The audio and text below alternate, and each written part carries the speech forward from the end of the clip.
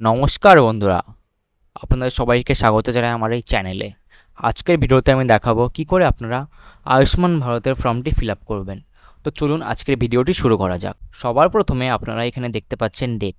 এইখানে আপনারা যেই ডেটে ফর্মটি পেয়েছেন সেই ডেটটি লিখে দেবেন। যেমন আজকে 27 জুন 06/2026। তারপরে দেখতে পাবেন এখানে বেসিক বেনিফিশিয়ারি ডিটেলস। এখানে আপনার আধার কার্ডের নাম্বারটি লেখা থাকবে, লাস্টে 4 অক্ষর এখানে লেখা থাকবে। এখানে আপনার কিছু লেখার দরকার নেই। তারপরে এই জায়গাতে আপনাদের অ্যাপ্লিকেন্টের নাম থাকবে, আর এইখানে আপনাদের রেশন কার্ড লেখা থাকবে। এখানে আপনাদের কিচ্ছু লেখার দরকার নেই। তারপরে আসি রেশন কার্ড ক্যাটাগরিতে। এইখানে সবার ক্ষেত্রে প্রায় এটি টিকমার্ক দেয়া থাকে। তো আপনার যে রেশন কার্ডটি হবে, যেমন এ ওয়াই না এসপিএইচএইচ না পিএইচএইচ, আপনার ক্ষেত্রে যে রেশন কার্ডটি আছে সেটিকে আপনার এরকম টিকমার্ক দেবেন। এবার আসি পরবর্তী জায়গাতে, আধার লিঙ্ক মোবাইল নাম্বার, মানে আপনাদের আধার কার্ডের সাথে কোন নাম্বার লিঙ্ক আছে।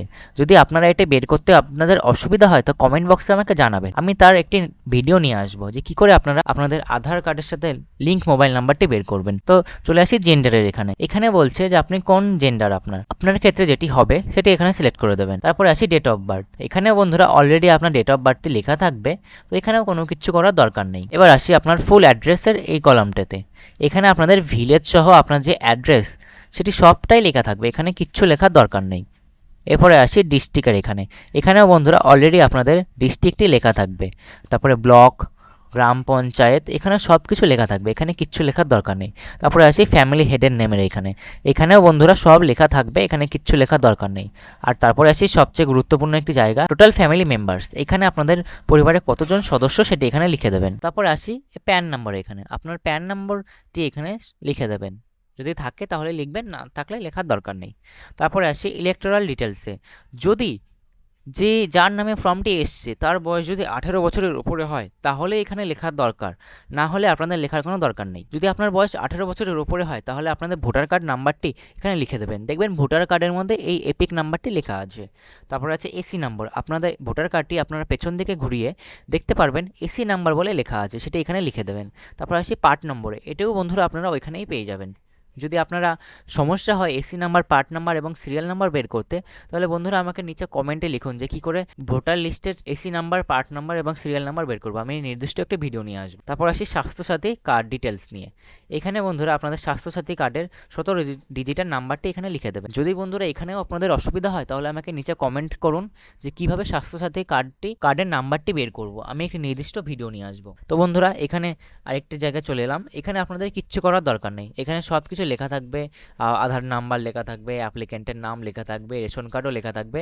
এখানেও আপনাদের কিচ্ছু করার দরকার নেই, আপনার জেন্ডারও সিলেক্ট থাকবে, এখানে আপনার ডেট অফ বার্থও লেখা থাকবে। এবার আসি পরের পেজে। এখানে দেখুন সবচেয়ে গুরুত্বপূর্ণ এই জায়গা, এই চেকলিস্টগুলি আপনারা যদি টিক না দেন তাহলে আপনার ফর্ম বাতিল হতে পারে।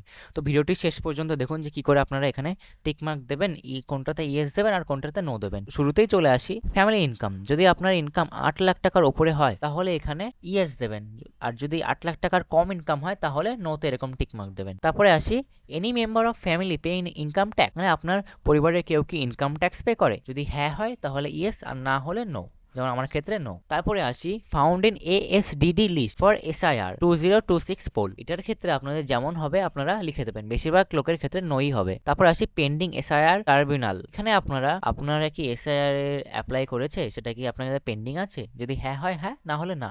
আমার ক্ষেত্রে যেরকম না, তো আমি নাতে ক্লিক করছি। তারপর আছে পেন্ডিং CAA অ্যাপ্লিকেশন, সেম আমারও না, তো নাই দিলাম। Beneficiary name delete from Annapurna Yojana beneficiary list. আপনার নাম কি, মানে যে ফর্মটি অ্যাপ্লাই করছে তার নাম কি এই অন্নপূর্ণার লিস্ট থেকে বাদ চলে গেছে, আমার ক্ষেত্রে যেরকম না, তো আমি নাতে ক্লিক করলাম। পার্সন নট অ্যালাইভ আর পার্মানেন্টলি শিফটেড, মানে মানুষটি কি মারা গেছে বা অন্য কোনো জায়গাতে শিফট হয়ে গেছে, যদি হ্যাঁ হয় ইয়েস, না হলে নো। আমার ক্ষেত্রে যেমন নো, তো আমি নোতে ক্লিক করে দিচ্ছি। তারপরে আসি ডিক্লারেশন অ্যান্ড কনসার্নে বেনিফিশিয়ারি। এখানে আপনারা এরকম টিকমার্ক দেবেন। তারপরে এখানে আপনাদের সিগনেচারটি করে দেবেন। বন্ধুরা ফর্মটি এত দূরই ছিল, আর এখানে আপনাদের কোনো কিছু করার দরকার নেই।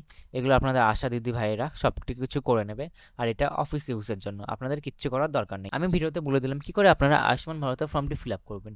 এরপরেও যদি আপনাদের কোনো সমস্যা হয় তাহলে আমাকে কমেন্ট বক্সে জানান, আমি তার সলিউশন নিয়ে আসবো। ধন্যবাদ বন্ধুরা।